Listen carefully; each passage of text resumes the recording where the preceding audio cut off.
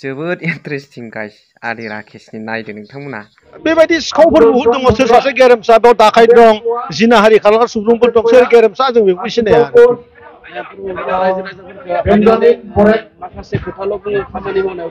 बेखौनो दं सोर गेरेमसा आं बेखौ सिनाया खिन्थु प्रमद बर'खौ गाज्रि गाज्रि जायफोर बिथांमोना बुङो बिसोर आसलथे गावसोरनो जिनाहारि खालामग्रा सुबुं जागोन आं बिदि आन्दाज खालामो आरोखि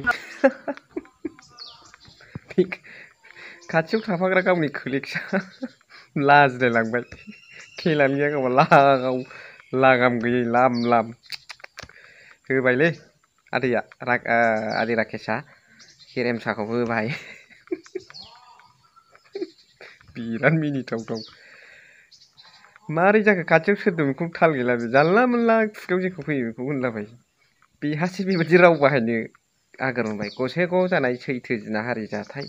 गुबुन गुबुन जायगायाव जानाय जिनाहारि जाथाय बै हिरण्मय खाख्लारिनि न'नि जिनाहारि जाथाय जानाय बेफोराव फंसेबो खुगा गवा दिनैनि खेथ्रआव जाय प्रमद बर'खौ बखिदों बेसो बिदिलायनो गेरेमसा बसुमतारी बिथांखौ इउटुबारखौ लागाय हरबाय बेल' नङा बखिग्राखौनो होहरबाय आदै नों बायदि कमेडियान गैयालै आरो नायलांबावदो ससेल जोंनाव जे माने 60टा समष्टिनि जिखिनि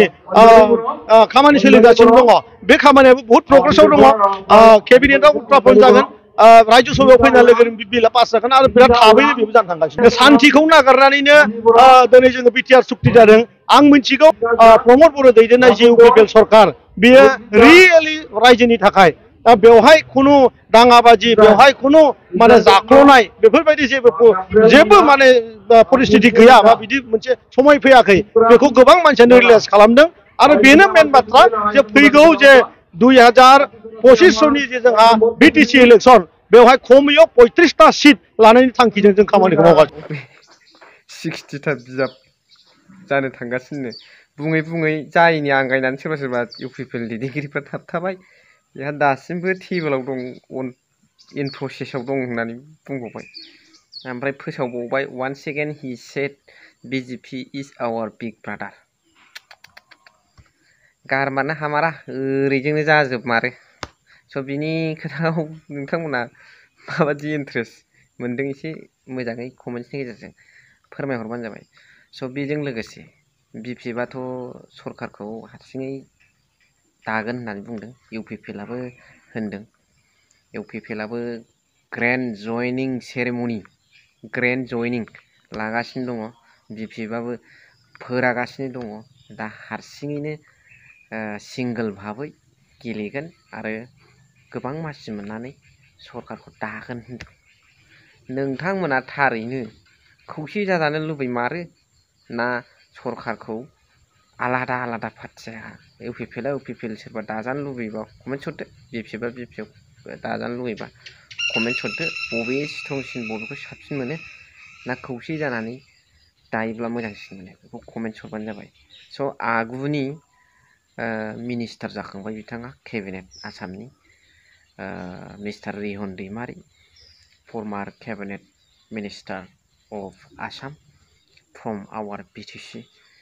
बिथाङा मा बुंदों बिपिएफ दलखौ लानानै आरो फैबाय थानाय इयुनाव माबादि इलेक्शनखौ गेलेनाय जागोन नोंथांमोना खुद नायनानै जोबनायाव कमेन्ट हरबानो जाबाय আমি বিপিএফ দল হিচাপে আহি থকা যিটো নিৰ্বাচন হ'ব 2025 চনত তাৰ কাৰণে সম্পূৰ্ণ প্ৰস্তুতি আমি চলাই আছোঁ কাৰণ ইতিমধ্যে আমাৰ কেন্দ্ৰীয় কমিটিত এটা সিদ্ধান্ত লৈছে যে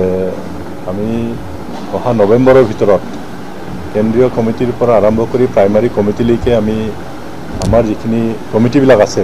সেইটো সালসলনি কৰা হ'ব ইতিমধ্যে আমি প্ৰাইমাৰী লেভেলত আজি আগষ্টৰ ভিতৰতেই যিমানবিলাক আমাৰ প্ৰাইমাৰী কমিটিবিলাক আছে হয় নতুন কমিটি কৰা হৈছে নহয় পুৰণা কমিটিকে কিছু সালসলনি কৰিবলৈ দিয়া হৈছে আৰু ছেপ্টেম্বৰ মাহৰ ভিতৰত আমাৰ যিমান ব্লক কমিটি আছে সেই ব্লক কমিটিসমূহো তেনেকৈ ৰিচাফলটো কৰা হ'ব তাৰপিছত আমি নৱেম্বৰ অক্টোবৰৰ ভিতৰত আমি জিলা কমিটিবিলাক পুনৰ গঠন আমি কৰিম মুঠতে এনেকুৱা কমিটি সালসলনি কৰি পুনৰ গঠন কৰি এটা মজবুত এটা কমিটি আমি গঠন কৰিছোঁ আৰু আহি থকা নিৰ্বাচনত আমি যাতে মোকাবিলা কৰিব পাৰোঁ তাৰ কাৰণে ইতিমধ্যে আমি প্ৰস্তুতি আমাৰ চলাইছে আৰু আমি আশা ৰাখিছোঁ বৰ্তমান মই নিজেও দিনত মোটামুটি এটা দুটা মিটিংটো গাই আছোঁ তাত যেনেকুৱা ধৰণে ৰাইজৰ সঁহাৰি আমি পাইছোঁ যে অহা নিৰ্বাচনত আমি সংখ্যাগৰিষ্ঠ আমি MCLA আনিবৰ কাৰণে সক্ষম হ'ব আৰু হাগামা মহিলাৰ নেতৃত্বত PTCত চৰকাৰ হ'ব নাই আমিতো BPF দল হিচাপে আমি অকলেই খেলিম বুলি আমাৰ এটা এতিয়ালৈকে সিদ্ধান্ত হোৱা আছে আৰু যিহেতু আমাৰ মাননীয় মুখ্যমন্ত্ৰী ডক্টৰ হিমন্ত বিশ্ব শৰ্মা ডাঙৰীয়াও কৈছে যে বিজেপিও নিজাববীয়াকৈ খেলিব গতিকে কাৰোবাৰ লগত মিত্ৰতা হোৱাটো প্ৰশ্নই নাহে গতিকে আমি BPF দল হিচাপে আমি অকলেই খেলিবৰ কাৰণে ইতিমধ্যে আমি প্ৰস্তুতি কৰিছোঁ আৰু অকলে খেলিও আমি সংখ্যাগৰিষ্ঠ MCLA আনিব পাৰিম আৰু চৰকাৰ আমি কৰিম दिनैनि भिडिअ'आव जोबोद मिनिथावथावलै आदै राकेश थालखौनो लाया उन्दैसिनाय समाव थालखौनो लाया सोरनाव नांगोन रियेलावसो गैया जानला मोनलाखौसो बिदि बाहायो बेफोरबादि रावफोरखौ बै दाख्लै गसाइगावनि जानाय समाव बाहायखानांगौ सोरबाखि प्रमद बर' सारखौ बखिबानोखि जिनाहारि खालामग्रा जायो अनेकआ अनेक बखियो राजनितिकआव आरो बे शब्दखौ बेफोरबादि माखासे आरजाथावै रावखौ बाहायनायनि सिगां बे खाथियाव सोर दं गावनि कोलिग्सखौ सानग्रोबानो जायोमोन लाजिलायलांबाय सिबाय मोखां सोमसोम जालांबाय स' एसेखिनियावनो फोजोबबाय भिडिअ'खौ थेंक इउ भेरि माच फर वाचिं लाभ इउ